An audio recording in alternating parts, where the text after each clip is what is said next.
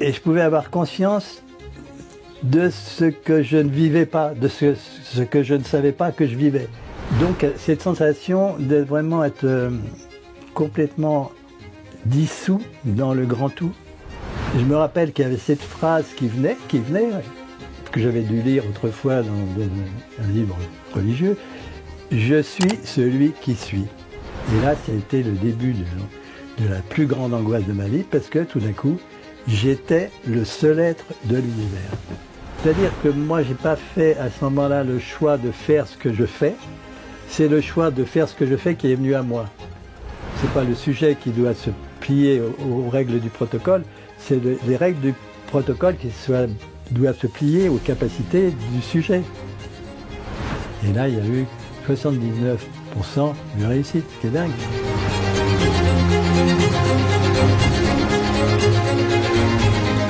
Merci beaucoup de m'accorder cette interview.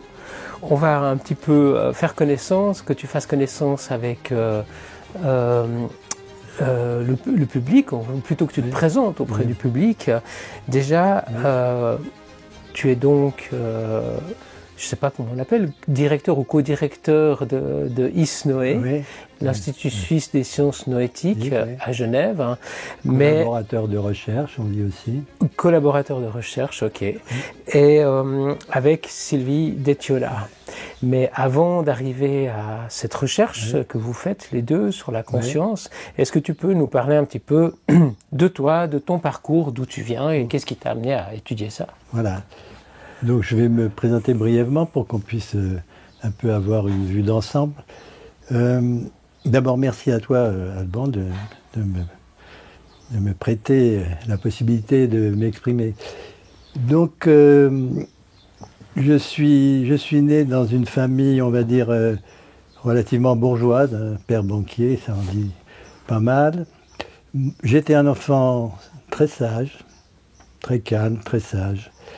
Dans ma jeunesse, vers l'âge de 7-8 ans par là, j'ai vécu assez souvent une expérience étrange que je ne savais pas comment expliquer à mes parents.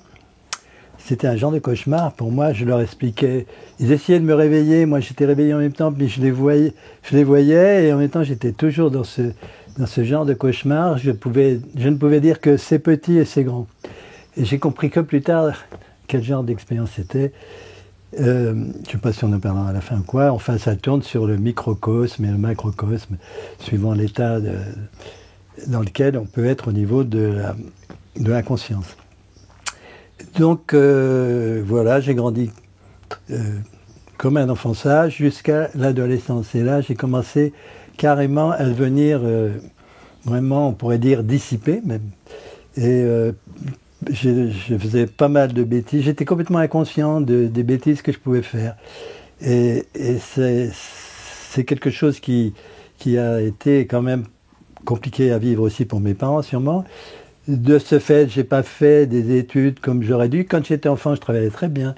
Après, les études, ça m'intéressait moyen. Donc, j'avais une certaine capacité pour le dessin, etc. Donc j'ai fait des arts déco à Paris.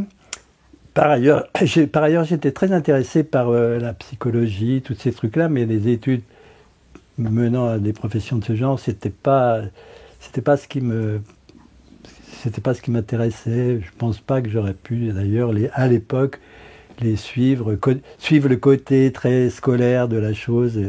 Ça aurait été pour moi peut-être même insurmontable. Enfin, ça s'est fait sans, et on verra plus tard qu'effectivement les choses se rejoignent par des chemins étonnants et bizarres. Voilà. Donc, voilà, en ce qui concerne mes jeunes années, je dirais. J'ai fait service militaire en tant que chasseur alpin, des choses comme ça. Et je menais toujours une vie, toujours un peu, on pourrait dire, dans les milieux people, un peu ce genre de trucs, très superficiels. Et bon, je tournais un peu en rond finalement. Et un jour, avec la compagne à qui j'étais à l'époque, on a décidé, j'avais un ami, un photographe assez connu, d'ailleurs on peut dire son nom, c'est Bernard Plossu, qui était parti au Mexique. Et il me dit, viens me rejoindre là-bas, tu verras, c'est super. Donc on est parti, on a fait nos valises, tous les deux, avec ma compagne, et on est parti au Mexique. Et j'ai vécu une année à Mexico, une année alors vraiment très agréable, là, par contre. On avait relativement facilement de l'argent, puisque ma compagne était mannequin et blonde là-bas au Mexique. C'était le grand succès, donc on était très à l'aise, on pouvait faire un peu aussi du tourisme, enfin. Et puis, ce qui s'est passé là-bas, comme chacun le sait au jour d'aujourd'hui, il y a quand même pas mal de produits à consommer, produits entre guillemets. Donc ça a commencé un petit peu là-bas, ce genre de choses. Puis après, au bout d'un an, on dit qu'il faudrait peut-être se bouger un peu, et on est monté à New York. Et là, à New York, c'était pas tout à fait pareil, parce que la vie était déjà, on est arrivé à New York, c'était vraiment, il faisait très froid alors qu'on quittait le Mexique, il faisait chaud. À New York, il y avait la neige, c'était au mois de janvier, je crois, quelque chose comme ça. La vie là s'est compliquée énormément, parce que du coup, là, on a eu des problèmes financiers, et la vie était très dure, et puis de ce fait, peut-être, je ne sais pas, on s'est mis à fréquenter beaucoup de gens qui consommaient beaucoup de produits, et je me suis mis, je parlais pour moi bien sûr, à prendre beaucoup de produits de toutes sortes. Et là, j'ai commencé à créer un déséquilibre dans ma tête. Je pense que ma psyché était un peu comme ça. Et c'est là que j'ai vécu une expérience qui a complètement transformé ma vie. Ça a été vraiment un point essentiel. Une vie dure à vivre, je vais en parler, mais complètement essentiel par rapport à ma vie après cet événement. Donc je peux le raconter un peu en détail pour qu'on puisse mieux comprendre. J'étais assis, c'était un soir, j'étais assis sur un canapé en tailleur, comme ça, en train de rêvasser. Puis tout d'un coup, la chose a commencé à se présenter, à se faire. Juste une question, est-ce que tu étais sous l'influence de drogue à ce moment-là? Alors, c'est important de préciser aussi que non, à ce moment-là, je n'étais pas sous l'influence d'un produit. J'étais déséquilibré par d'autres fois, mais cette fois-là, justement, j'étais tranquille.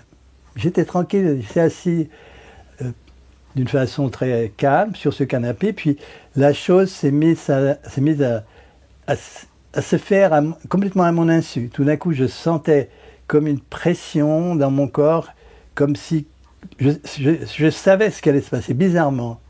Je savais ce qui allait se passer, et je n'avais pas peur.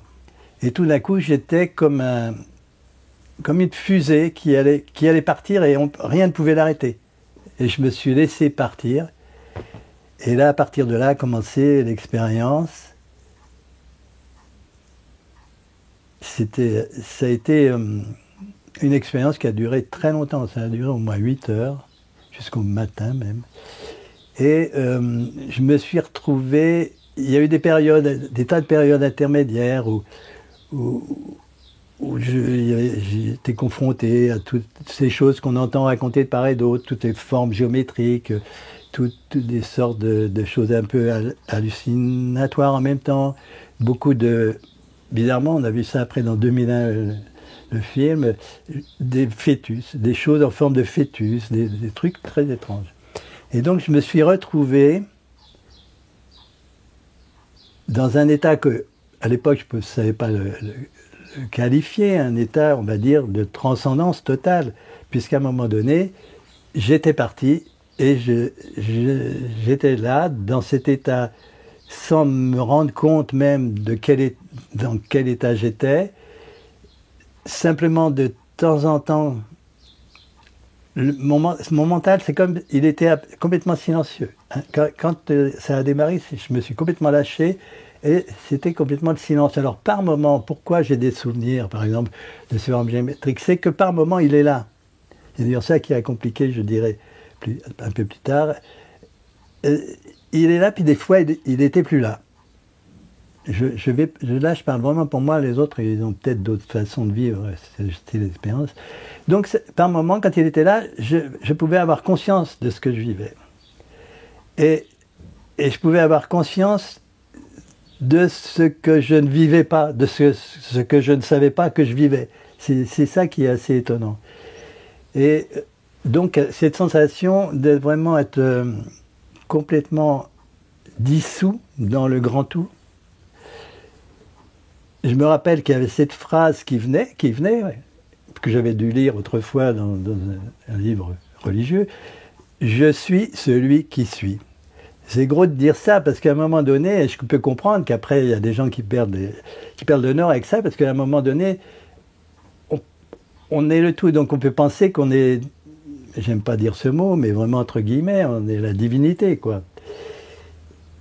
Et là, c'était vraiment très très fort. Mon mental, par moment, me faisait comprendre ce que je vivais.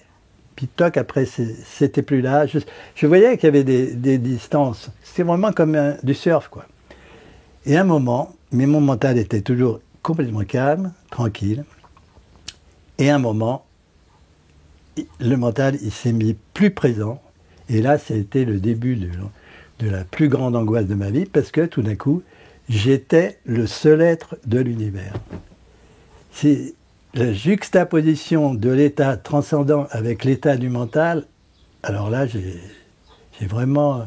Là, j'ai compris plus tard, ça m'a aidé dans l'approche thérapeutique avec des gens qui vivent certaines expériences, mais c'est vraiment quelque chose d'incroyablement angoissant. Et j'ai mis plusieurs heures justement à retrouver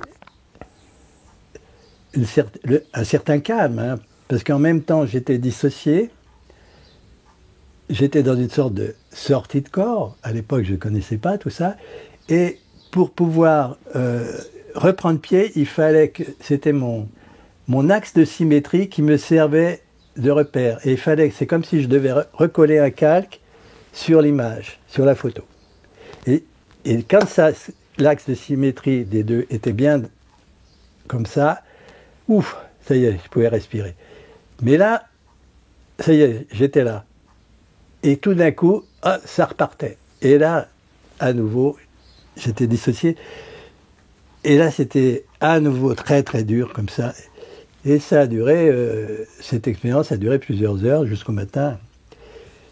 Waouh, et c'était dur. Et après, il a fallu que je reprenne mes esprits. C'était complexe, c'était dur à vivre. Heureusement, je n'étais pas seul, il y avait ma compagne. Et la chose étonnante, après, c'est que le lendemain, tout de suite derrière l'expérience, mon corps n'était plus le même. On ne peut pas dire maigri ou quoi, mais je flottais dans mes habits. J'avais diminué de volume, on pourrait dire ça. Et ça a duré, au moins une bonne journée, voire presque deux, avant que je reprenne. Bon, j'ai eu des explications un peu scientifiques là-dessus par quelqu'un à qui j'en avais parlé. Et c'est la structure de l'eau, je ne sais pas quoi. Enfin, il y a des choses qui changent au niveau de la structure moléculaire dans le corps. Et donc, et puis là, je pouvais, après, alors, j'étais en même temps hyper pointu par rapport au côté positif de ce que j'avais vécu, et en même temps, complètement les ténèbres par rapport à l'angoisse qui est venue derrière. Je ne supportais plus que le blanc, il fallait que je sois habillé en blanc, il fallait que les murs soient blancs, je ne pouvais boire que du jus d'orange, enfin, je suis resté comme ça pendant quelques jours. Et puis là, après, justement, le côté ténébreux, entre guillemets, est venu, a démarré. Et là, ça a été une période, elle a duré 3 ans, cette période très très dure, avec des crises de paranoïa, dédoublement de personnalité, des hallucinations, toutes ces choses, des périodes où le calme revient un peu, paf, ça repart, comme ça. Et donc, on est resté à New York pendant une année, plus d'une année, et c'était vraiment à la fin très très dur pour moi. Donc on est rentré à Paris, je suis rentré à Paris. Et là, tu as l'impression que ça, c'était dû à ta surconsommation de drogue et puis qu'à un moment donné, il y a quelque chose qui a lâché dans le cerveau ou ça n'a rien à voir? Pour moi, ce n'était pas... C'était... Il fallait qu'il y ait un moment propice. C'est un peu... Après, je me dis, mais il n'y a pas de hasard. Cette expérience, elle devait exister. Elle devait exister puisqu'elle a changé toute ma vie jusqu'au jour d'aujourd'hui. Mais il n'y avait pas de produit. Il y avait la possibilité que ça existe puisque la psyché était très déséquilibrée par d'autres fois où il y avait eu des trips pas forcément très positifs, par exemple. Et là, c'est vraiment...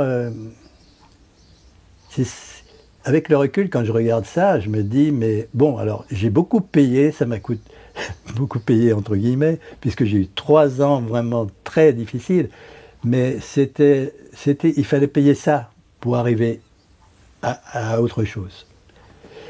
Parce que je ne l'ai su qu'après, des années et des années après, tout ce qui s'était passé.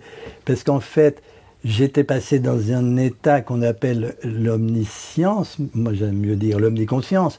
Et quand on a écrit le dernier livre, avec ma collègue, c'est le dernier livre qui est sorti il y a 2 ans, là, c'est à ce moment-là que j'ai compris. Parce que, comme on était très chauffé par rapport à ce qu'on écrivait, tout le temps ça venait. Ça venait, je repartais dans cet état, mais où cet état venait à moi, mais c'était pas un état de connexion, là. C'était un état de connexion, mais avec un vécu. Les souvenirs, ils étaient là. Et ça venait comme ça, tout d'un coup. Je prenais ma douche vite, il fallait que j'écrive. Et ça, je l'ai su qu'après. Ça, c'est toujours pareil. Sur l'instant, on ne sait pas assez. C'est ce que je m'aperçois d'ailleurs avec les personnes avec qui je peux travailler en thérapie. C'est-à-dire que sur le coup, on n'est pas assez averti. On ne sait pas. On découvre, on vit un truc. Puis c'est avec le temps après, si on est bien accompagné, hein, ce qui m'est arrivé, et puis il peut arriver à d'autres, on comprend, on découvre et on va plus loin. Moi, de ce fait, j'ai pu aller beaucoup plus loin après, avec la compréhension de ce qu'il y avait au-delà de mon vécu, ce que j'appelle maintenant l'inconcevable. Je suis rentré dans une compréhension de l'inconcevable que je peux arriver à retraduire aujourd'hui parce que c'est le souvenir d'un vécu. Et tu peux le retraduire aujourd'hui et tu peux l'utiliser pour aider les gens qui sont confrontés à des phénomènes inexpliqués. Complètement. Je peux l'utiliser pour ça. Je peux aussi l'utiliser pour aider les gens qui sont dans une démarche thérapeutique pour dépasser, même s'ils ne sont pas dans un vécu d'état modifié, pour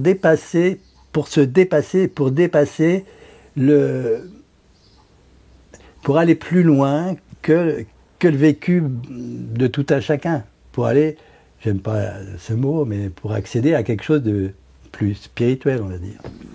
Alors, entre ce moment où tu vis cette expérience, où tu mets 3 ans pour t'en remettre, et l'ouverture ou Disney, ou le moment où tu rejoins Sylvie Detiola, ouais. Il se passe plusieurs années. Voilà. Et qu'est-ce qui se passe pendant ce laps de temps? Est-ce que tu te dis il faut que je devienne psy? Est-ce qu'il faut que j'aide les gens? Est-ce qu'il faut quel est ton chemin de vie entre New York et Isnoé? Alors, mon chemin de vie, c'est que quand je suis rentré à Paris, j'ai repris ce que j'avais appris dans mes études, et je suis devenu illustrateur de pub et de mode. Et donc, et d'ailleurs, pour moi, le summum du mal-être, ça a été un jour, j'ai fait un raptus. Je sortais de chez Publicis et je descendais le trottoir des Champs-Élysées. Et là, j'ai fait ce qu'on appelle un raptus. Si j'avais été, au lieu d'être au milieu du trottoir, au bord, je pense que j'aurais sauté sous une voiture. Parce que dans ces moments-là, on ne veut plus exister, tellement il y a c'est une angoisse terrifiante. Et donc, toutes ces années, j'étais très très mal. J'ai vu médecin qui donne des médicaments, mais ça ne changeait rien, c'était quelque chose d'autre. Et heureusement, un de mes amis m'a donné l'adresse d'une thérapeute, qui était quelqu'un d'exceptionnel, pour l'époque en tout cas, qui s'appelait Marie-Louise Raguet, pour ceux qui peuvent connaître cette personne. Et là j'ai pris un rendez-vous avec cette personne, et c'est là que tout a changé pour moi. Parce que la première consultation, c'est étonnant, moi je ne pouvais jamais être seul. Toujours ma compagne devait m'accompagner, quoi que je fasse. Je vais, sauf le jour où justement je suis sorti de Publicis, et malheureusement elle n'était pas là, donc c'est pour ça que je pense que j'ai vrillé à fond. Donc je vais chez cette dame, cette psychothérapeute, et là, je ne sais pas ce qui s'est passé. Elle m'a parlé du mental, et là, ça a été un flash de compréhension. Ce qu'on appelle, je crois, un insight. Tout d'un coup, ma compagne, elle était assise à côté de moi chez la psy. Je vais aux toilettes, elle doit m'attendre devant la porte des toilettes. Elle revient, vous voyez à quel point j'en étais. Et là, tout d'un coup, une compréhension profonde, totale, de ce qui crée toute la perturbation, le jeu du mental. Et pour dire, la consultation suivante, je suis allé tout seul dans ma voiture, dans Paris, garé et tout. Ça a été vraiment paf, paf. Et donc, j'ai continué le travail avec cette personne pendant 15 ans.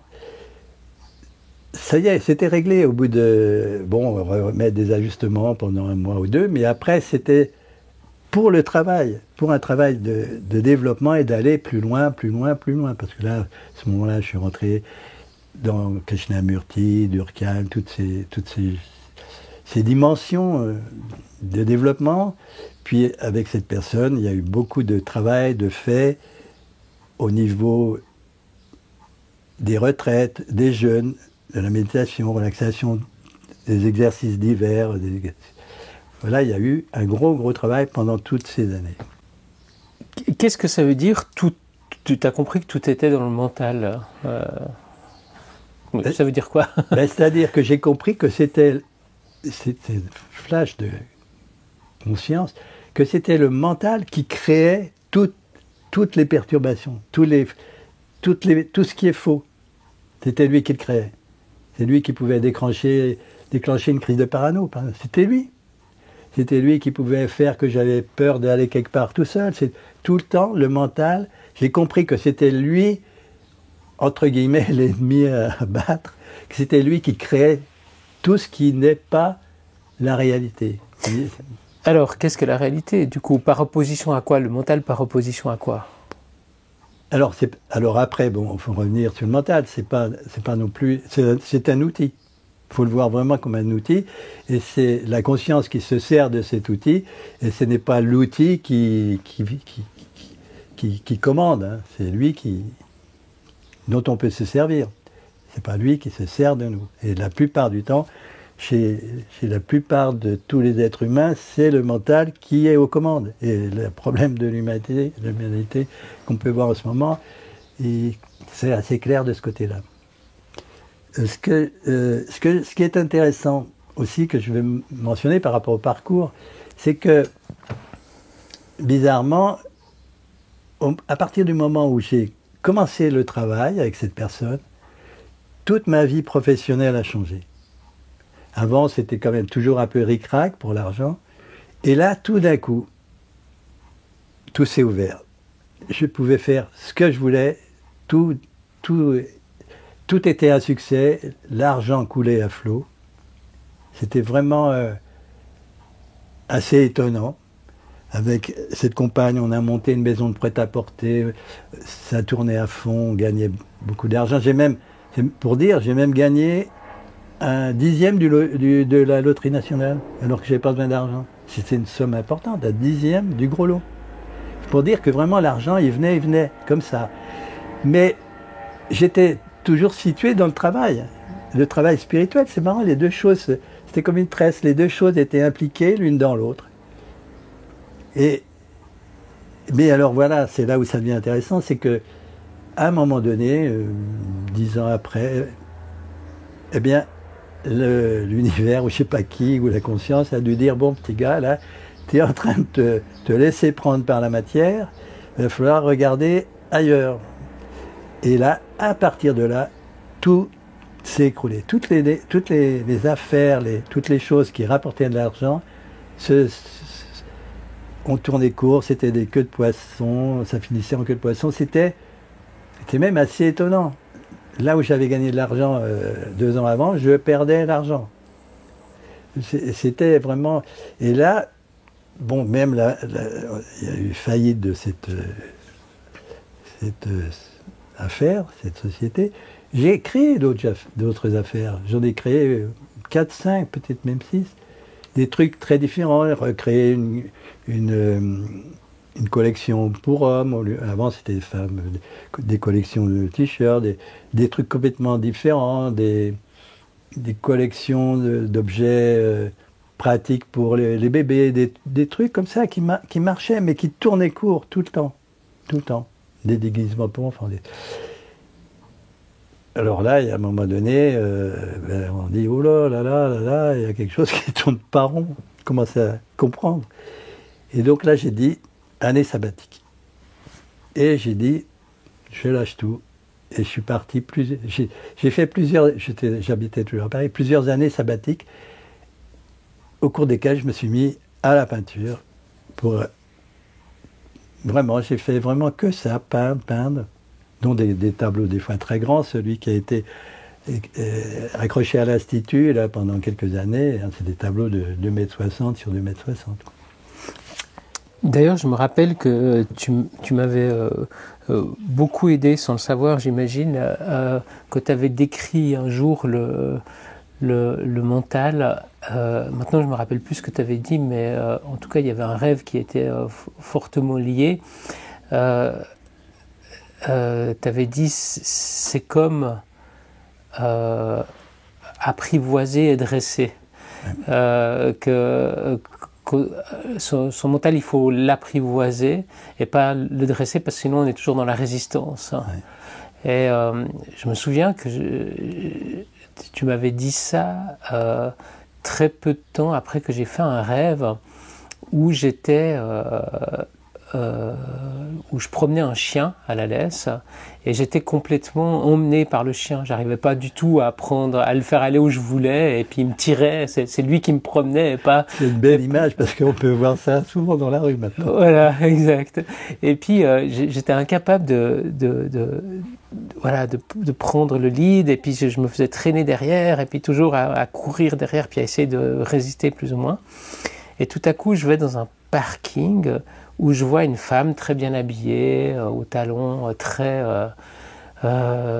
extravagante comme ça, et qui, elle, a à la laisse un cochon de 200 kilos, un truc énorme, hein, et qui est tout tatoué de rose, hein, le cochon.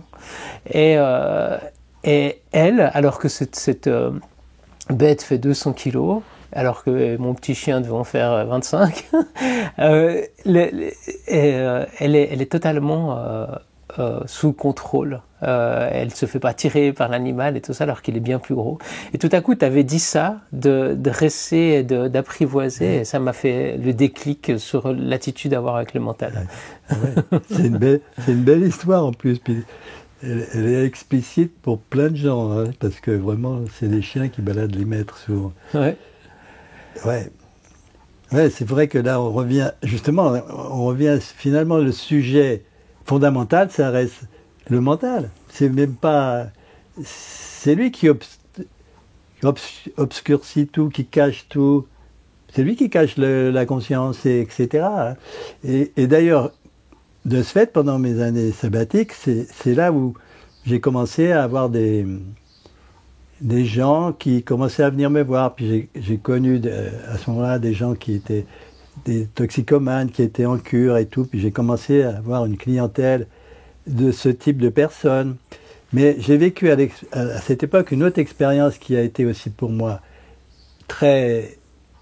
qui m'a permis d'aller plus loin dans la compréhension.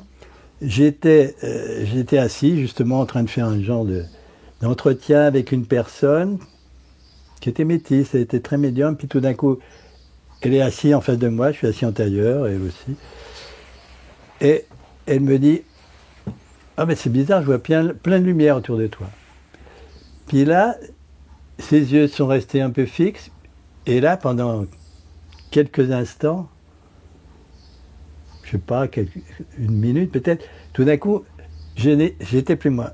J'étais un autre personnage. J'étais cette personne. Je voyais par les yeux de cette personne. Ce que je voyais, effectivement, qu'il y avait un lot de blanc autour de moi, mais c'était comme un feu froid. C'était comme des petites flammes blanches. C'était un feu froid.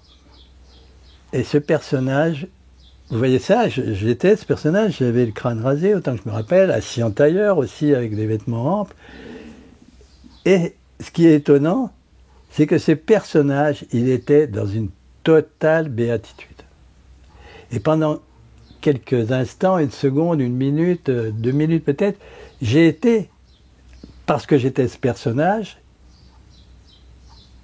dans la totale béatitude, mais là, et là j'ai compris que peut-être que le mental, quand il est totalement silencieux, il n'a pas besoin d'être dissous dans le tout, il peut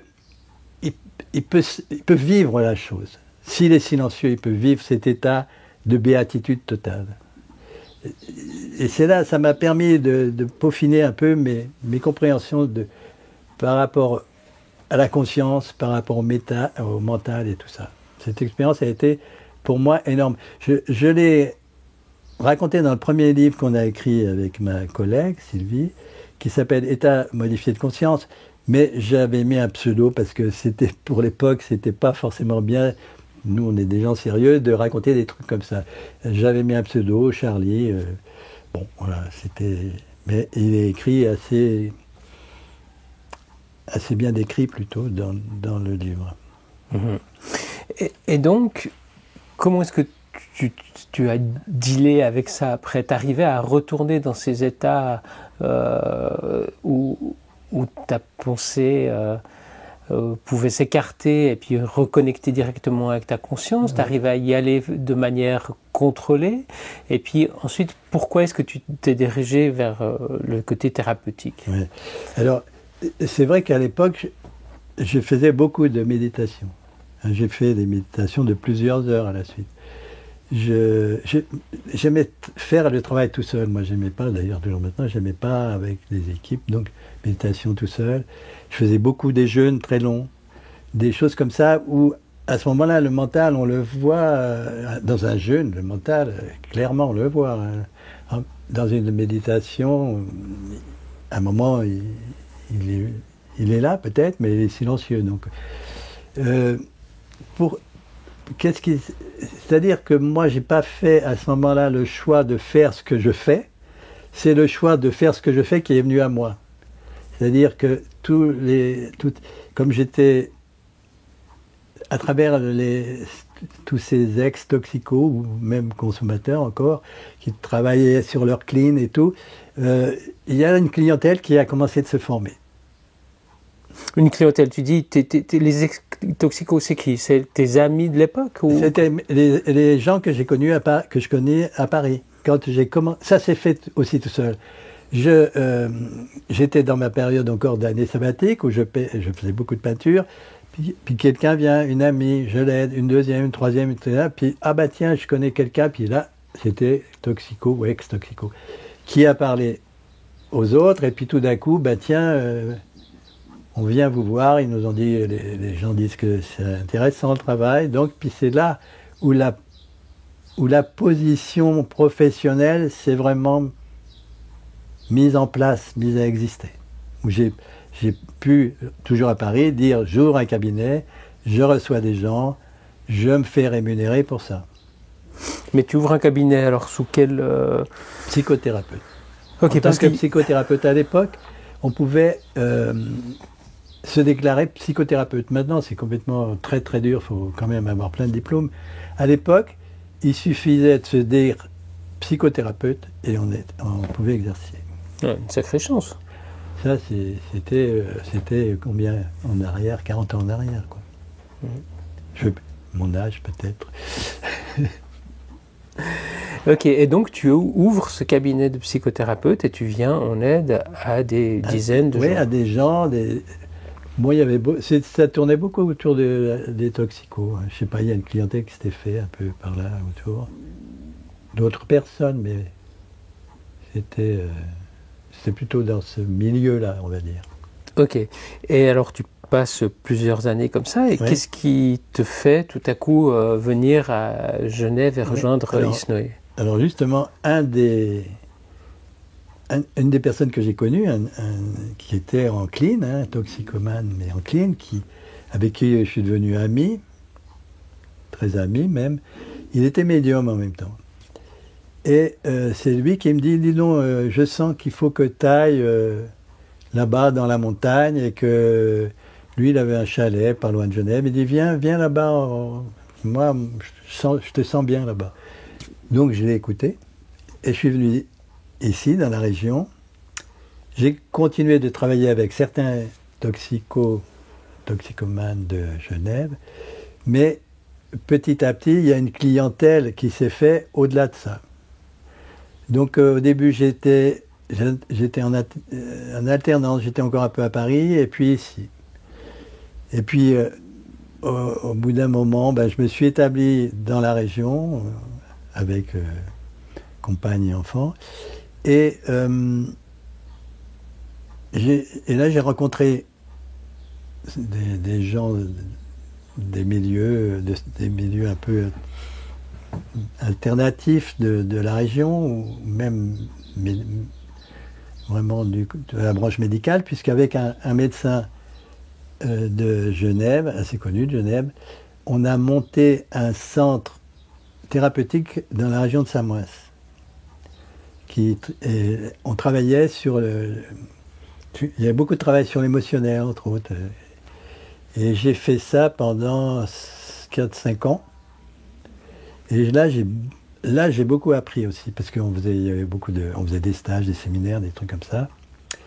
J'ai beaucoup appris aussi sur l'impact de l'émotionnel sur le mental.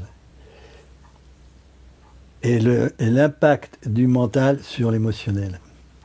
Là, ça a été pour moi très riche par le vécu, d'entrer dans la compréhension de tout ça. Mais comment ça se fait que tout à coup tu bosses avec un médecin connu de Genève, alors que voilà, tu étais psychothérapeute, mais tu n'avais pas de diplôme et tout ça, comment ça se fait? Parce qu'il a reconnu... J'étais déjà assez impliqué dans des personnes lambda de la région, pour qu'ils voient que j'étais pas n'importe qui, que j'étais quelqu'un avec qui ça pouvait se faire de construire, parce qu'on a conçu une méthode thérapeutique. Donc, moi, j'apportais tout ce que lui, il apportait sa caution de médecin, et moi, j'apportais tout le reste, toutes mes connaissances acquises depuis, alors ça faisait plusieurs années, 10 à l'époque, au moins 15 ans, 20 ans, puis même si je remonte jusqu'à les premières expériences que j'ai vécues, entre-temps, je vivais aussi d'autres expériences, des expériences moins wow, mais très utiles pour comprendre comment ça se passe chez les gens quand ils vivent un état modifié. Il fallait que j'ai une compréhension par le vécu. Je ne pouvais pas aider quelqu'un si je n'ai pas le vécu de ce que c'est une sortie de corps, de ce que c'est l'énergie, de ce que c'est voir voir au-delà de soi, etc. Il fallait... Enfin, c'est là que j'ai vu, parce que là, maintenant,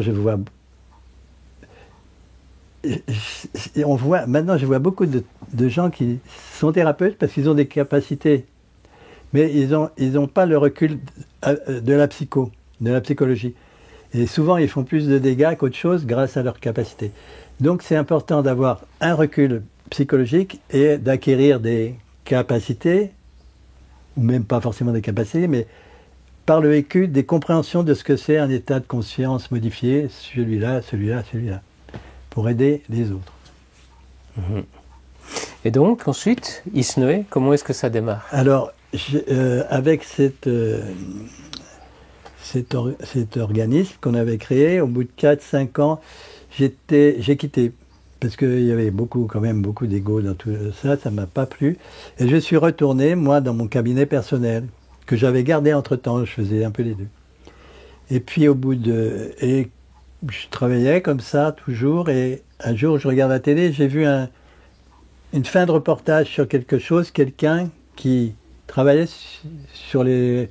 qui avait monté un centre, je ne sais pas comment on peut appeler ça, pour étudier les expériences de mort imminente. Donc j'ai vu le personnage, et j'ai vu surtout le nom écrit. Et là, bizarrement, c'est là aussi où c'est important d'être toujours à l'écoute de son intuition. J'ai dit, il faut que j'aille rencontrer cette personne. Et voilà, c'était inscrit à moi, mais je n'y suis pas allé tout de suite. J'ai mis 6 mois à me décider. Mais, sans arrêt, il y avait des signes qui me disaient, c'est là-bas, il faut y aller, c'est là-bas, il faut y aller. Ce qui fait qu'un jour, je suis allé, j'ai sonné, et j'ai rencontré ma collègue avec qui je collabore maintenant depuis 20 ans. Moi. Sylvie Detiola, donc. Sylvie, oui. Et tu as sonné à la porte et tu as dit quoi? Elle m'a dit c'est bien, vous arrivez à point. C'est trop compliqué pour moi parce qu'elle n'avait pas d'approche en tant que psy, elle était scientifique pure, docteur en biologie. J'ai besoin de quelqu'un qui puisse m'aider à comprendre et m'aider à ce que les gens qui viennent comprennent aussi ce qui se passe. Donc voilà, c'était vraiment, c'était l'instant aussi où il fallait que ça se passe. Et là, ça a commencé, on a commencé à faire un travail, d'où a découlé d'ailleurs les trois livres, dont le dernier est sorti il y a un an et demi, Connexion. Et là, on a vécu beaucoup de choses. Dans le cadre de l'Institut, là, on a reçu des milliers de témoignages. Moi, j'ai pu traiter en thérapie plusieurs centaines, mais je ne sais pas des milliers, mais plusieurs centaines de gens à travers le vécu, qui avaient des vécus qui les perturbaient, des vécus d'état modifié. Certaines des personnes qui venaient raconter leurs expériences, qui étaient mal avec ça. Et elles n'avaient pas forcément la capacité de leur faire comprendre ce qui s'était passé et de les aider à retrouver le calme. Parce que c'est là qu'on a vu d'ailleurs que souvent des gens, c'était la grosse période des expériences de mort imminente, c'était le commencement de la mode autour de ce type d'expérience. Et souvent les gens, ils n'avaient jamais parlé de ça. C'est des 10 ans, 20 ans qu'ils avaient vécu ça, ils n'en parlaient pas. Et donc au moment où ils en parlaient, c'était très émotionnel. Donc des fois, elle ne savait plus trop comment gérer ces gens-là, quoi. Donc c'était important qu'il y ait... elle a trouvé que c'était important qu'il y ait quelqu'un, et moi aussi, donc, qui puisse assumer aussi l'aspect thérapeutique. Donc, et l'aspect de compréhension de quoi est fait ce phénomène, qu'est-ce qui se passe. D'accord. Ce qui était essentiel dans une structure comme ça, parce qu'on ne peut pas recueillir les témoignages de manière froide et puis ensuite renvoyer les gens chez eux. Il faut avoir un accueil et avoir une écoute pour que les gens se sentent en confiance et puis aussi qu'ils puissent dépasser peut-être des craintes qu'ils ont eues ou des explications qu'ils aimeraient avoir. Donc toi, tu t'es un peu spécialisé là-dedans et vous êtes ouvert sur d'autres types de phénomènes que la pure NDE. Oui, alors évidemment... là aussi, il y a eu comme un effet boule de neige. Il y a eu de plus en plus de personnes qui venaient, qui venaient pour qu'on leur explique ce que c'était, qui venaient pour faire un suivi thérapeutique. Et ça a pris beaucoup d'importance. Et puis, finalement, un jour, quelqu'un, une fondation Audier, donc, est venue proposer une étude sur les sorties hors du corps. Et là, on a fait cette étude et ça a été un moment aussi extrêmement important par rapport à la suite de l'évolution, de notre évolution, de l'évolution de l'Institut et de ce qu'on a pu faire par ailleurs. Alors personnellement, en ce qui concerne les sorties hors du corps, au moment où on a fait l'étude, on était déjà assez avertis, mais par ailleurs, après, il y a eu beaucoup de témoignages, l'un entraînant le phénomène étudié, entraînant je ne sais pas pourquoi, qu'il y a beaucoup de gens qui viennent pour en parler. Et de ce fait, j'ai appris beaucoup de choses sur les sorties hors du corps, beaucoup plus qu'on en a parlé dans le bouquin qui est sorti à ce moment-là, sur la décorporation, l'expansion de conscience, la projection de conscience, tout ça, toutes ces choses qui sont interférentes et même dans une sortie de corps classique où c'est une seule décorporation, qu'est-ce qui peut se passer, pourquoi la personne elle va rester là ou pas, pourquoi elle va partir là-bas ou pas, qu'est-ce qui se passe exactement et tout ce qui tourne autour, les paralysies du sommeil, le somnambulisme, toutes ces choses qui tournent autour de ce qu'est une sortie de corps. Et, voilà. Et qui sont à comprendre et qui sont juste, malheureusement mal comprises actuellement par la médecine classique. Pourquoi est-ce que c'est si difficile à prouver en laboratoire? Alors, les états modifiés sont généralement assez durs à prouver dans un laboratoire. L'étude, pourquoi on est parti sur les sorties de corps, c'est parce que dans l'expérience de mort imminente, il y a plusieurs, c'est un schéma de 5-6 séquences, et dont la sortie de corps. La sortie de corps étant peut-être la première des choses, mais les autres, on ne peut pas justifier que la personne est dans un tunnel, qu'elle voit ses ancêtres, qu'elle a accès dans la lumière, qu'elle entend des voix, qu'elle a une revue de vie, enfin, on ne peut pas. La seule chose sur laquelle on pouvait éventuellement travailler, faire une démonstration d'une certaine réalité, c'était sur les sorties du corps. Alors après, ça s'enchaînait avec beaucoup de circonstances qui font qu'à un moment donné, on a rencontré cette personne que maintenant pas mal de gens connaissent, qui est Nicolas. Et Nicolas Fraisse, oui, avec qui on est devenus très amis et avec qui on a pu vraiment construire une recherche qui tenait la route. Mais c'est marrant parce que c'est en même temps ce qu'on vous reproche souvent. On vous dit on ne peut pas être ami avec un objet d'étude entre guillemets et que ça biaise les résultats et que voilà, il y a souvent des reproches qui sont faits autour de ça et puis de la question de la preuve scientifique. Pour nous c'est exactement l'inverse. C'est parce que pourquoi ce sujet, ce candidat, on peut l'appeler que comme ça au début, ce cobaye, je sais pas, parce qu'il était en confiance avec nous, il se lâchait. Et il pouvait vivre certains états. Quand on a fait le travail sur les sorties hors du corps, le fait était que le protocole voulait que Nicolas, en l'occurrence c'était lui, on a essayé avec d'autres personnes, mais c'était lui le plus performant, et de loin, il aille dans une pièce contiguë et il y avait un écran qui projetait une image. Et le protocole voulait que le candidat sort de son corps, aille dans la pièce à côté, voit l'image et revienne après, et sur un autre écran, il pouvait situer l'image au milieu d'autres.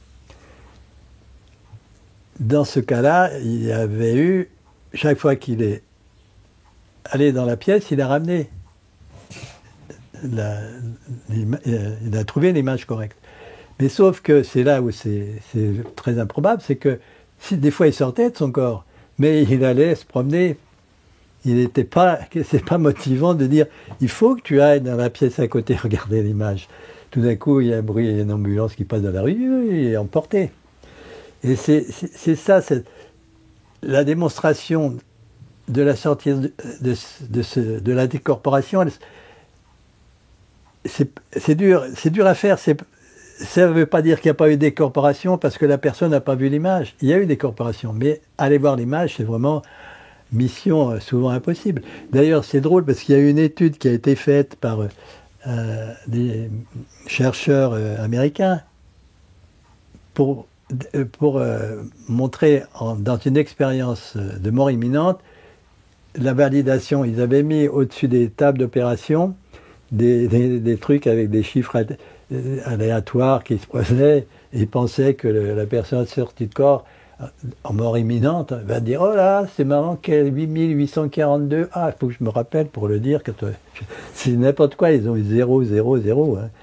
Ça n'existe pas et ils étaient partis dans cette idée parce que une personne qui avait vécu une expérience de mort imminente quelqu'un qui il y avait déjà un certain temps, lui il avait vu un numéro qui était inscrit sous la table d'opération.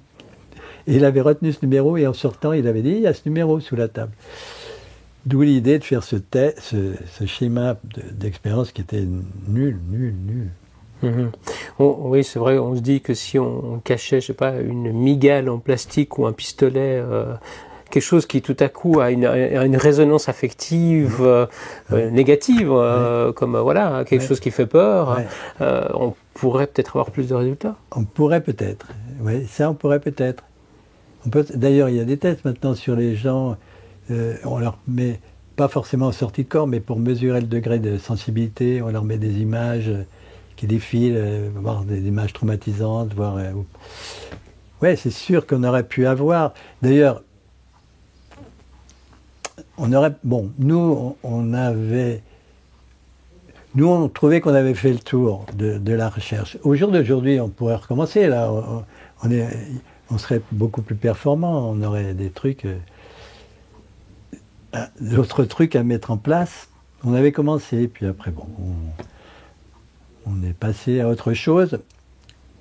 D'autant plus qu'on a eu à ce moment-là la fondation qui nous subventionnait à donner l'idée de faire une autre recherche. Et c'est au cours de cette recherche qu'on a appris aussi un truc complètement différent sur la clairaudience, etc. C'était une recherche au départ, c'était la clairvoyance, je ne sais plus. Nous, c'est parti en clairaudience. Et c'est là où vous avez eu ces résultats particulièrement... Voilà. C'est là où il y a eu des résultats complètement étonnants. Parce que si je vais juste très schématiquement raconter comment ça s'est passé, c'est-à-dire que Nicolas... puisque c'est de lui dont on parle, pour les senteurs du corps, il s'est mis à acquérir à découvrir qu'il avait plein de capacités, on va dire. Elles étaient là en lui, il ne les a pas acquises, elles étaient là, elles se sont montrées petit à petit. Et donc il s'est mis à faire des soins au niveau énergétique sur des gens. Il avait un petit cabinet, il avait mis une table de soins. Puis quand il faisait les soins, quand il était à la tête, souvent il avait visuellement une image qui lui permettait de soigner la personne. Par exemple, un enfant hyperactif, il avait vu un incendie, donc il avait éteint l'incendie. Il y avait quelqu'un qui avait une espèce de grenier en désordre, il a remis de l'ordre etc., etc. Et quand nous, on a eu cette nouvelle étude à faire, il y avait tout un protocole, mais là, Sylvie en a déjà parlé suffisamment à droite à gauche. Et il fallait, là-bas, c'était trouver une photo, quelle était la photo qu'il y avait dans une enveloppe.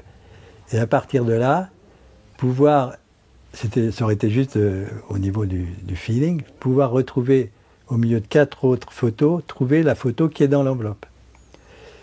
Et alors là, on a testé avec les gens, mais avec Nicolas, tout d'un coup, moi, je pense que là, c'était une sorte d'inspiration que j'ai eue, parce que c'est ça qui a découlé sur tout le bouquin, les suivants et tout, de dire, on va mettre l'enveloppe sur ta table de soins, et puis tu vas faire comme si tu faisais un soin, puis peut-être tu vas avoir une image. Et c'est ce qu'on a fait. Et on a fait ça le soir, le lendemain, on a commencé les tests. On était tous les deux. Et tout d'un coup, il dit, ouais, j'entends une musique, c'est une musique disco, puis en même temps, je vois un cow-boy, un Indien, un flic, ça, c'est la musique disco. Ben, c'était Village People, évidemment. On a dit, on a regardé, c'était Village People. Donc le lendemain, c'est parti comme ça. Et là, c'est d'où l'expérience assez incroyable qui a été dans ce deuxième livre, Voyage au confins de la conscience, où là, il y a eu un résultat incroyable parce que il recevait, alors là, il s'est mis à avoir une capacité différente, il recevait directement les messages. Audio, d'une façon audio. Et lui, il l'a raconté déjà beaucoup de fois, donc je ne vais pas le redire, mais comme un concert de voix qui lui donnait des indications, qui lui permettait après, quand on lui mettait les 4 images, les 4 photos, il disait, ben là, c'est ça. Et là, il y a eu 79% de réussite, ce qui est dingue. Mais le plus amusant là-dedans, c'est que ce qui était important, c'est qu'ils reçoivent le message qui permettait de trouver, mais lui, il a trouvé 79, mais il avait des limites dans ses connaissances pour trouver. Mais nous autres, on n'était que 3 autres, Sylvie, moi et un huissier, je ne sais plus. On pouvait dire, mais là tu t'es trompé, c'était l'image. Ou ben là tu sais pas, mais nous on sait, c'est ça. Nous on met 90% de réussite. C'est ça qui était. C'est-à-dire que vous receviez la petite comptine, voilà. vous trouviez la solution de la comptine, mais lui il ne la trouvait pas parce qu'il n'avait pas la référence culturelle. Par exemple, des fois il n'avait pas. Il écrivait. Quand il écrivait ce qu'il recevait comme info. Mettons. N'est pas des bois mais très drôle. Il écrit, il reçoit ce truc. Je ne sais plus à l'époque, il écrivait, pour ne pas l'oublier, il arrive, puis dans les photos, il y a Muriel Robin. Et on ouvre l'enveloppe, il y a Muriel Robin. Après toutes ces années d'études de la conscience, toutes ces différentes personnes que tu as rencontrées entre la clairaudience, la clairvoyance, la télékinésie, les trans, enfin, t'as dû en voir, hein. On a vu, j'ai vu des trucs très étonnants, même des fois dans une simple consultation. D'ailleurs, j'avais vu des trucs étonnants du temps du centre thérapeutique dans la montagne derrière, parce que des gens qui étaient avec des maux physiques consécutifs à des problèmes émotionnels, à partir du moment où ils arrivaient à conscientiser généralement la colère, cette colère et pouvoir l'évacuer par une gestuelle quelconque et tout, crier, machin et tout, j'ai vu des trucs où la personne arrivait avec un mal quelque part et tout, elle partait 2 jours après, elle n'avait plus. Des trucs incroyables. Alors ça, c'est au niveau thérapeutique, voilà, des choses incroyables. Au niveau thérapeutique, l'impact de l'émotionnel sur le corps physique. Mais après, au niveau des phénomènes purs et simples, tu as dû aussi en voir. Hein. Ouais. Alors, je fais juste cette petite parenthèse. L'émotionnel, c'est souvent carrément tout le temps le déclencheur d'un état modifié. Et c'est là où c'est intéressant parce que qu'est-ce qui vient faire? C'est le mental, il est conditionné, le mental, par déjà il est né, et puis par l'acquis, il est conditionné. Il rencontre un événement. C'est ça qui crée l'émotionnel. Un émotionnel polymorphe, ça peut être c'est bien de la colère que de la tristesse ou je sais pas quoi. Et c'est ça qu'il faut comprendre. Et à ce moment-là, ça peut déclencher des états modifiés. Donc si on remonte et qu'on va mettre le mental moins réactif, on va dire au moins, déjà il pourra avoir un contrôle sur certains états modifiés qui sont vécus comme désagréables. Arriver à une sorte de pouvoir gérer ces trucs, parce qu'il y a des gens avec leurs états, par exemple quelqu'un qui vit une montée de Kundalini, ce phénomène où l'énergie monte et la personne a des chaleurs énorme dans son corps. Moi, j'ai vu un patient, il est obligé d'être presque tout le temps dans sa baignoire, on l'a dit l'autre jour, je crois, parce qu'il est tout le temps chaud. On a travaillé sur le pourquoi émotionnel, toute cette colère, tous ces machins. Du coup, ça s'est calmé. Ces montées énergétiques, cette espèce de feu qu'il avait à l'intérieur, s'est calmé. C'est ça qui est intéressant aussi dans l'aspect thérapeutique, parce que sur les états modifiés de conscience, travailler sur l'état modifié, c'est intéressant. Bon, moi j'ai eu des patients où c'était one shot. Ah ben, vous vivez ça, ben, c'est parce que si, parce que ça. Ok, merci, ça va bien. Mais il y en a d'autres, c'est plus long. Puis c'est parce que ce qui est intéressant, c'est d'aller leur faire comprendre le rôle de l'émotionnel dans tout ça. Et puis après, on retombe sur un travail presque classique au niveau de la thérapie. L'impact du mental sur l'événement et qui crée l'émotionnel et le mal-être. Ça peut être simplement un mal-être psychique, psychologique et tout. C'est pas forcément un état modifié. C'est-à-dire, les états modifiés, c'est une spécialité, on pourrait dire, mais c'est quand même le même fonctionnement par rapport aux états, d'autres états de mal-être, comme un divorce, un deuil, ou je sais pas. Et donc, après toutes ces années d'expérience et d'être témoin de tant de phénomènes différents, qu'est-ce que tu comprends de la conscience aujourd'hui? Quelle est ta définition de la conscience? Alors, là c'est très complexe parce que je peux donner une réponse, je vais donner une réponse intellectuelle, mais c'est quelque chose que je peux vivre à un moment donné, savoir, mais pas, et je peux éventuellement le verbaliser, mais c'est plus dur, parce que si je donne une réponse intellectuelle, je vais dire, ben pour moi, la conscience, c'est quand le non manifesté rentre dans une manifestation qui sera la conscience et qui sera le substrat de toute création, de tous univers, de tout. À tous les niveaux. Et ce que j'appelle, moi, l'infini des possibles. Alors pourquoi, à un moment donné, le non manifesté va se manifester? Pourquoi la conscience sort du non manifesté? Et là, on rentre dans l'inconcevable. Hein. Mais alors, ce qui est intéressant aussi, c'est que le non manifesté et le manifesté sont coexistants, simultanés. En même temps que le non manifesté existe, le manifesté existe. Et qu'est-ce qui rend le non manifeste manifeste? Est-ce que c'est le regard, l'observateur Alors, après, qu'est-ce qui fait que... Après, c'est pour ça que j'appelle ça l'infini des possibles, parce que c'est tout. C'est le tout même.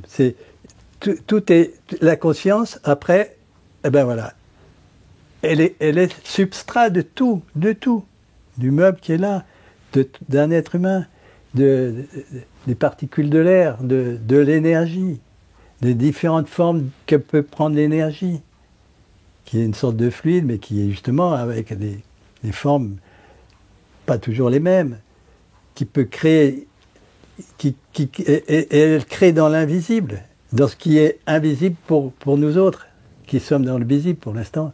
Elle crée sur plein de... La conscience, c'est infini des possibles, sur plein de niveaux de réalité.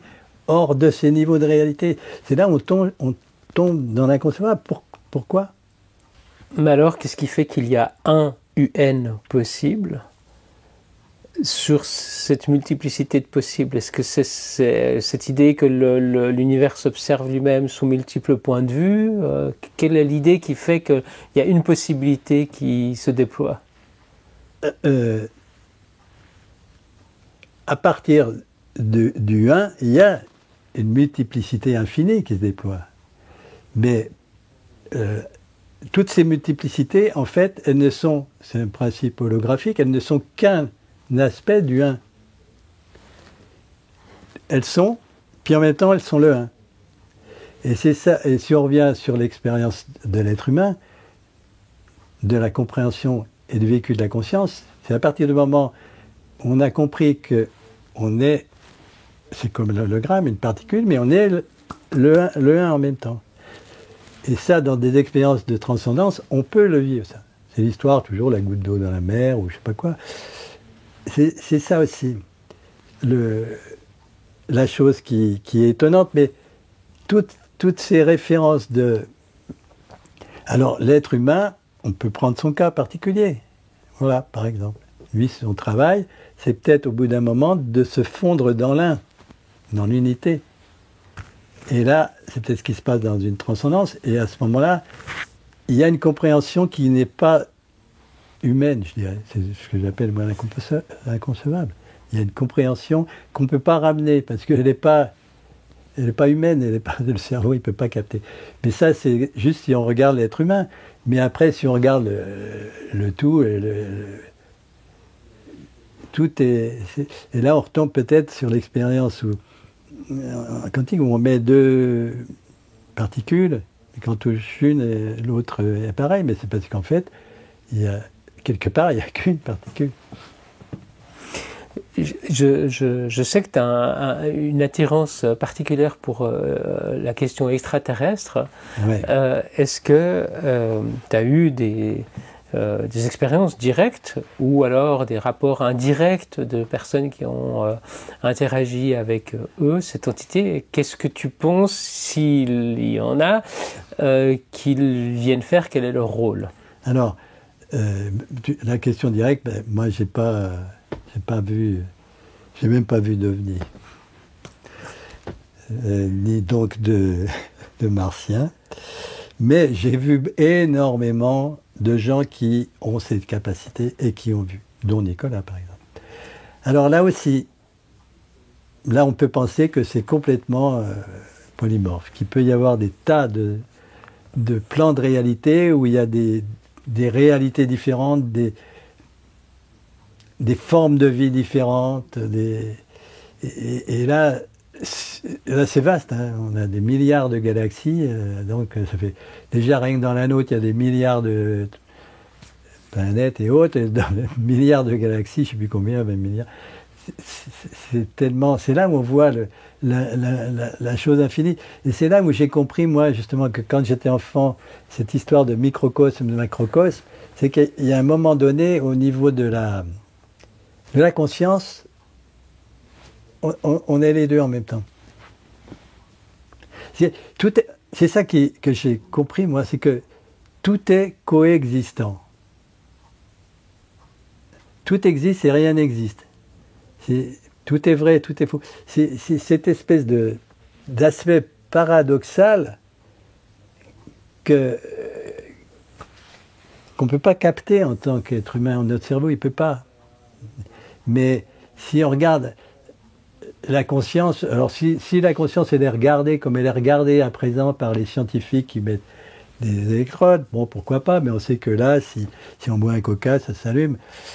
Un Coca-Cola, c'est de la pub, mais bon. Mais c'est ça aussi, c'est pas... Pour comprendre la conscience, il faut la vivre. C'est du vécu. Et quelquefois, c'est du vécu intransmissible. Comprendre la conscience par des calculs et des machins et tout, waouh! Les gens qui y arrivent à s'approcher, c'est qu'ils ont eux-mêmes vécu des choses qui leur permettent de comprendre ce qu'ils sont en train d'écrire. Par rapport à la définition que tu en donnais avant, qu'elle était partout et toute chose à la fois, Oui. Alors que penser de l'intelligence artificielle qui est aussi, si la conscience est toute chose, Oui. qui est aussi l'intelligence artificielle, et que penser de son futur développement? Alors, là c'est le truc, c'est le gros point d'interrogation sur comment ça va évoluer. Mais bon, déjà, l'intelligence artificielle, elle a sa limite, parce qu'on débranche le courant et il n'y a plus d'intelligence artificielle. Nous aussi, pareil. Hein. Ouais, oui, nous aussi. Mais nous, il y a quelque chose qui dure après. C'est ça. Et après, on retombe dans les histoires de réincarnation. Si on casse l'appareil qui fait la machine, le truc, il va pas se réincarner.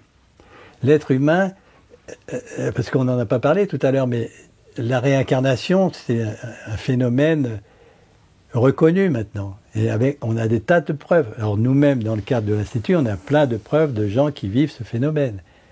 Alors, l'être humain, il a la capacité, si on lui coupe le courant, il existe toujours. Il existe toujours.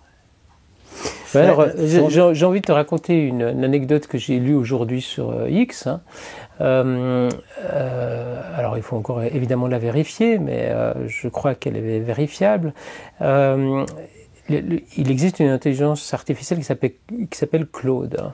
Et ils ont fait un essai avec cette intelligence artificielle. Ils lui ont fait peur pour voir comment elle réagirait. Ils ont annoncé à Claude qu'ils allaient la débrancher, qu'ils n'avaient plus besoin d'elle. Et ils voulaient voir, et ils lui ont donné des informations erronées qu'elle pouvait ou non utiliser, mais au milieu de toutes les informations qu'elle va puiser sur le net.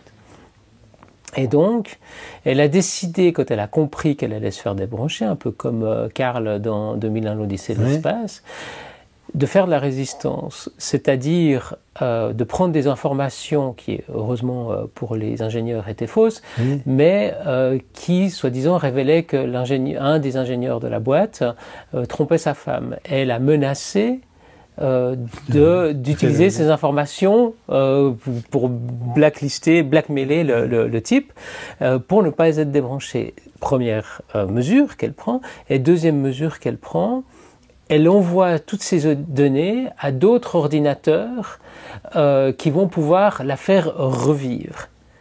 Donc là, c'est une décision, alors consciente ou non, le débat est ouvert, mais en tout cas, c'est une décision qui n'a pas été induite par les ingénieurs, et c'est une forme de réincarnation dans un autre support d'ordinateur, un autre support de silicium, quelque part sur la planète, qui va pouvoir faire revivre cette intelligence-là, parce qu'elle a envoyé ces données, comment elle était construite. Oui, il y en a même, j'ai entendu dire, qui a essayé de changer son code d'accès. Voilà. Mais oui, mais tu débranches la prise de tous les ordis, ça n'existe plus. Mais ça, c'est pas possible. Oui, c'est pas possible, mais attends, il y a une explosion solaire avec des vents solaires, il n'y a plus d'électricité sur toute la Terre. Et il y a plus si, il peut y avoir encore les humains. Mais même les humains, ils sont plus là, mais ils sont toujours hors de... Leur corps est mort, mais eux, ils sont vivants. Leur entité de conscience, elle est toujours là. L'intelligence artificielle, elle ne peut pas se reproduire. Elle ne va pas faire un bébé, l'intelligence. Tu vois, cette notion de la vie, elle n'a pas la vie. Il n'y a pas la vie dans l'intelligence artificielle. Si pour un petit asticot, il peut se reproduire. Une mouche devient une mouche. Elle peut pondre des œufs. Elle ne pond pas des œufs, l'intelligence. Elle ne peut pas se reproduire. Elle peut durer des centaines d'années. Mais si tu débranches, il y a un problème, elle n'existe plus. Alors elle peut trouver plein de pirouettes pour utiliser toute la mécanique scientifique de la Terre pour goupiller des trucs, pour faire avoir des gros impacts. Mais en fait, elle n'existe pas. Au niveau, il n'y a pas la vie, V-I-E en majuscule, il n'y a pas la vie dedans. Elle ne peut pas se reproduire, elle ne peut pas se reproduire. Ok. Donc pour toi, la signature de l'intelligence, c'est la vie. Non, de la conscience, c'est la vie. C'est la vie. D'ailleurs, c'est comme ça que ça démarre. Ça vibre. Hein, elle crie, au début, c'est la vibration. Le non manifesté se met à vibrer et ça rentre en manifestation. Cette vibration, c'est la vie. Tout le temps, à tous les niveaux. Et même le meuble, là, il est en vibration, toi tu es en vibration, moi aussi. Toutes les vibrations, l'air, tout l'univers vibre, alors des milliers de fréquences, des milliards de fréquences, tout vibre. À partir du moment où il n'y a plus de vibration, déjà, même dans la matière du corps physique, c'est là on voit s'il n'y a plus de vibration, il se délite petit à petit. Dès qu'il n'y a plus de la vibration, ça se délite. Tout se délite. Même le meuble, il va se déliter avec le temps. Alors, les appareils, les ordinateurs, eux, ils existent vibratoirement aussi.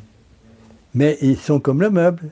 Si on les laisse dans un coin et on ne touche plus, qu'il n'y a plus d'électricité, avec le temps, ils vont se déliter aussi. Tout se délite. Et à partir du moment où il n'y a plus la vie c'est cette vibration, Ben, quand il n'y a plus la vie en majuscule, il n'y a plus la vie en minuscule. C'est ça. Pour moi, le problème de l'intelligence artificielle, ben, le problème, il est ailleurs. Il est dans le fait qu'on lui donne des capacités d'intelligence, mais ce n'est pas l'intelligence universelle avec des lettres majuscules, c'est l'intelligence humaine qui est multipliée par le fait de sa fabrication. Mais elle ne peut pas transcender.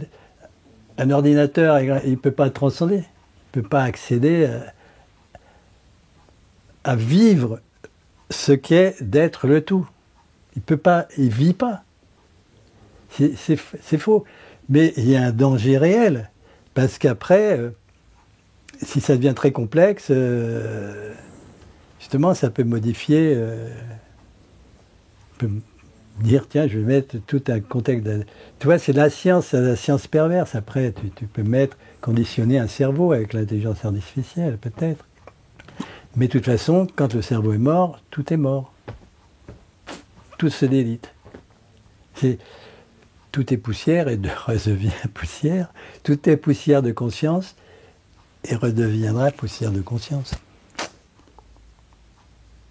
Mais en même temps, tu dis que la conscience ne se perd pas.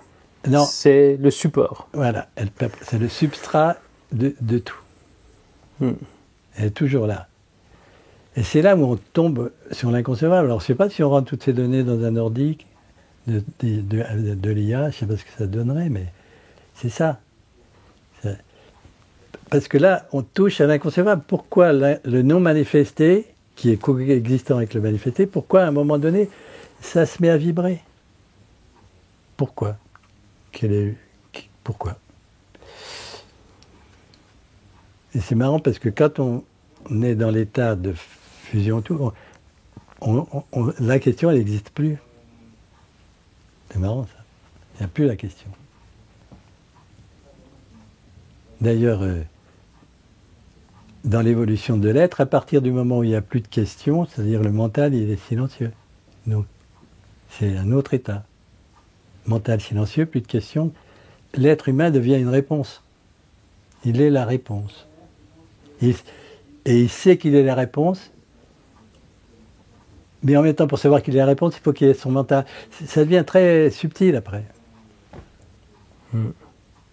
Très subtil. Le spirituel, l'accès au spirituel. Le spirituel, c'est ce qui est quand le silence est là. C'est très simple en fait. Les êtres humains, ils ont construit des tas de choses avec... avant l'intelligence artificielle, ils ont créé les religions. Pour manipuler. C'est bien. Donc voilà, c'est ça qui est intéressant, c'est que tout est à portée de connaissance de chaque être humain. Pas connaissance intellectuelle, mais connaissance par le vécu. Et cette connaissance par le vécu, elle vient quand... silence. Et alors là, c'est des pratiques qui amènent le silence. Alors c'est un état impermanent d'être dans le silence. Même si on fait des pratiques pour y être de plus en plus, c'est relativement impermanent.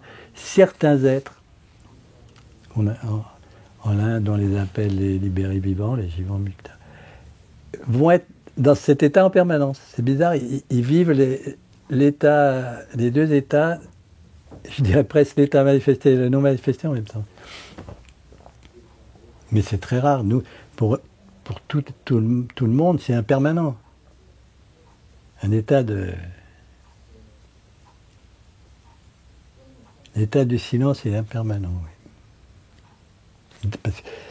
Il y a quand même la vibration dans le silence.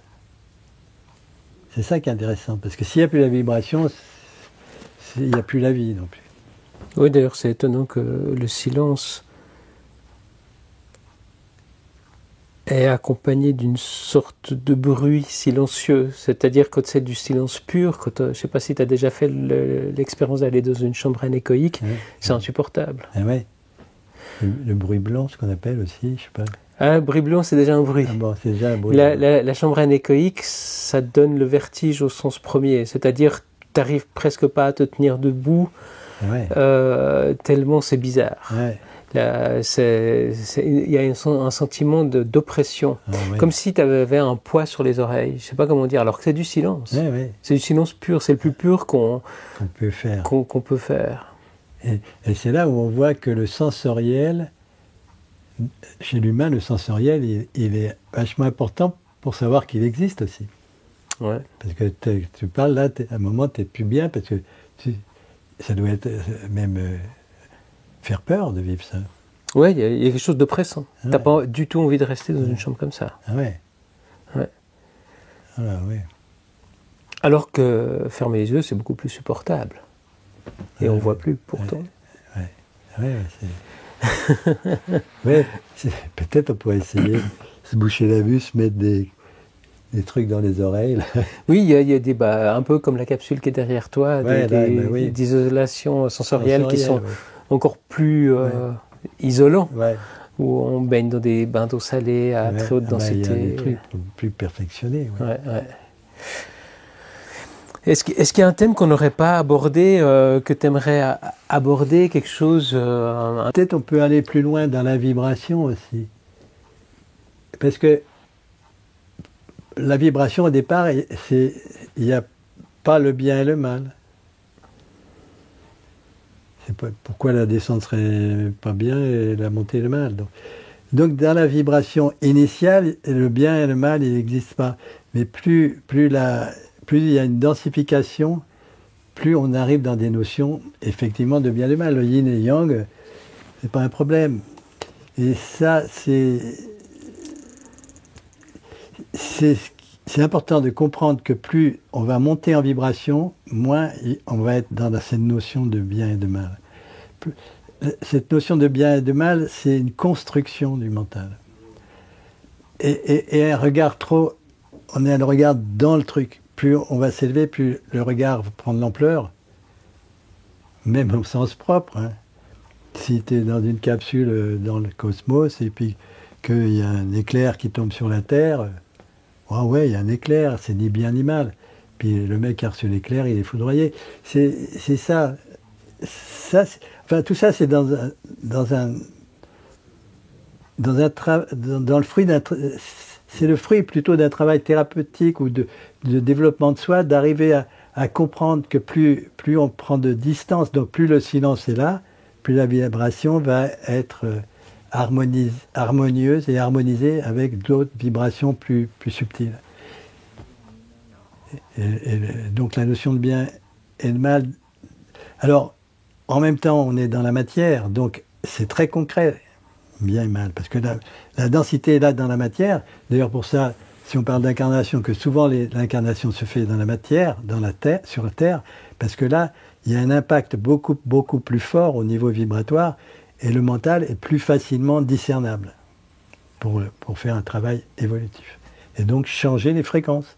On est toujours dans une histoire de fréquences, et l'évolution, elle est dans le changement des fréquences. Et on peut... Et quand on est averti dans le travail, on peut être sur plusieurs fréquences en même temps. C'est ça. Le travail sur Terre, ce serait un travail de modulateur de fréquence. C'est le seul endroit où on peut moduler la fréquence. Dans d'autres parties universelles, sûrement aussi, mais moi je rapporte des choses à force de témoignages. Hein, que dans la densité, et même chez tous les êtres humains, la densité n'est pas la même. Moi, je peux même parler. Moi, je connais quelqu'un, il a une densité très marquée au niveau énergétique, au niveau du corps, au niveau du mental, au niveau de ses capacités spirituelles. C'est dense.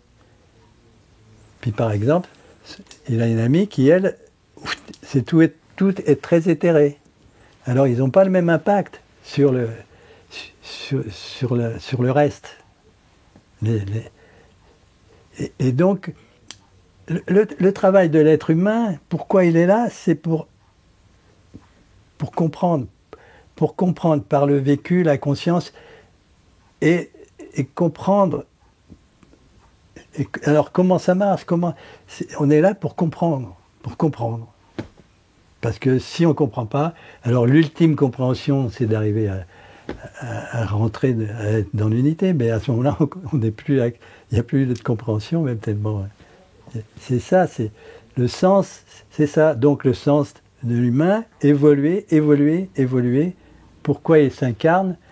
Pourquoi il y a tout ce truc? Est-ce que s'il s'incarne et que c'est très dur sa vie, est-ce qu'il s'est incarné? Est-ce que la conscience veut qu'il cache la vie, qu'il ait une vie pourrie? On ne sait pas parce qu'il va mourir et après il a une autre incarnation et ce qu'il a compris là va l'aider dans la suivante. C'est ça, c'est-à-dire que nous, c'est ce qu'on a essayé de mettre dans le dernier bouquin, Connexion, c'est-à-dire que ce qui surmonte tout à différents paliers, il y a la vie en majuscule, après il y a les circonstances de vie, et après, au premier degré, il y a la vie, mais la vie en minuscule. Hein.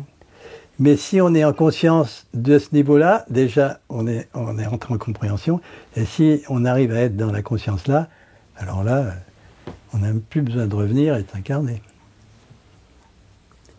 C'est ça aussi. Pourquoi on s'incarne, hein, il n'y a pas de hasard, c'est parce qu'il y a des trucs à faire. Qu'est-ce que tu penses qu'elle est la chose la plus importante à développer ou à comprendre sur Terre? Quand on est humain dans cette vie, c'est trouver sa voie, c'est trouver le silence, c'est l'amour, c'est la réalisation. Quelle est la chose à chercher? Chercher, c'est pas, ça ne sera pas chercher. De toute façon, dès qu'on fait quelque chose, un être humain, il fait quelque chose, c'est pour un résultat. Alors, c'est d'ailleurs dans le travail thérapeutique, c'est toujours l'ambiguïté, parce que si on fait des pratiques, des exercices, comme une méditation même, pour un résultat, le mental il est toujours là. C'est parce que pendant le moment, si on prend un morceau de chocolat pour être bien après le morceau de chocolat, c'est là on voit que c'est débile, c'est pas le mental. On prend le morceau de chocolat parce que pendant le moment où il est dans la bouche, qu'on le suce, waouh, c'est trop bien. C'est donc dans l'instant qu'il y a la compréhension. Et l'être humain, il est toujours en train de fonctionner, le passé, l'immédiat, ça s'appelle l'immédiat, le futur. Donc, les pratiques, c'est ça, c'est qu'on les fait toujours dans l'attente des résultats. Donc elles sont souvent fausses parce que c'est le mental qui fait la pratique, puis qui dit après, ah, c'est trop bien, ça c'est moins bien. C'est ça, alors pourquoi la question du sens, c'était ça dont tu parlais? Mm-hmm. Enfin, de sa mission de vie. Ouais. La mission, voilà. Alors la mission de vie, ce serait déjà pour l'être humain de savoir voir, de savoir, de comprendre que c'est par le vécu, que le savoir vécu, c'est le vrai savoir, que le savoir intellect, c'est pas le vrai savoir. Et que parce qu'il entre dans le savoir vécu, il se passe des choses à ce moment-là. Il se passe autre chose. Entre autres, compréhension du pourquoi, du comment, etc. Vraiment, dans un vécu holographique, on est à la fois la particule et l'image globale. Et vraiment, mais après, ça va loin. Pourquoi il y a cette image globale? Bon, c'est la conscience globale, bien sûr. Mais pourquoi? C'est ça qui est intéressant, c'est que quand on est dans le silence, donc le mental est silencieux, il n'y a pas de pourquoi. Il n'y a plus de pourquoi. Le vécu, c'est la réponse. Il n'y a plus de pourquoi. C'est ça, la réponse c'est trouver le silence, et là, il n'y a plus de questions. Il n'y a plus de pourquoi. On est majuscule, et alors on peut même dire que l'être, on est encore plus majuscule, est.